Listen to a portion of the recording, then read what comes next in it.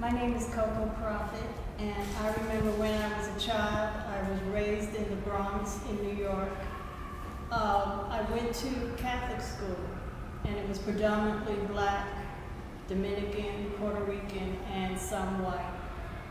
I was very naive about what prejudice was, and then eventually when Martin Luther King was active and we heard about it on the news, I was kind of in disbelief that there was a problem because my family was so diverse and so multicultural that I didn't know, I just thought people got along. And then eventually the neighborhood started changing, and my parents bought some land upstate New York. And eventually they built a house, and when I was a sophomore in high school, we moved upstate. That's when I realized what was going on. It was a predominantly Italian town, so they were Catholic also, but when I went to church, they all looked at me like I wasn't supposed to have communion. They made comments like, did the missionaries come and make you a Christian? And things like that. And my brother was very fair-skinned, and when I went home and complained, my mother would say, well, your brother's not having problems. But he was in first grade with short hair. They couldn't see, the texture of his hair, so they just thought, he was one of them.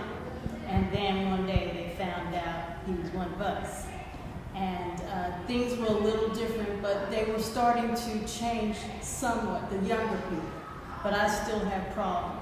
I had my first fight in high school. I'm a peaceful person, but eventually it got to the point where I had to defend myself. And everyone thought I was going to be in trouble, but the teacher that saw everything that was going on, he was from the Bronx. So he knew that what I was going through. He was also a musician, and he used to be around a lot of African American people who played jazz. He ended up inspiring me to be more conscious of my history. He was my history teacher, and he asked me one day, what is your favorite book? And I said, the Bible. He said, that's history. He said, if you want to know about yourself, first go to the Bible, and then go on from there. And so history has been my thing. I just love to know everything there is, where all of our people came from. It took me a while to convince my mother that we were slaves too, because some of my family's from the West Indies and some were from the Dominican Republic. And I said to her eventually, Mom, you have to understand that we were dropped off in different places. And some of us were in a Spanish-speaking country. Some of us have our West Indian accents, like my grandmother on my mother's side. And we're all different types of people, but we all came from the same place. We all were slaves when we first came to whatever country we went to. She understands now. She's getting older. She's 85 now. And she always says, you can always still learn. And so she understands what I went through.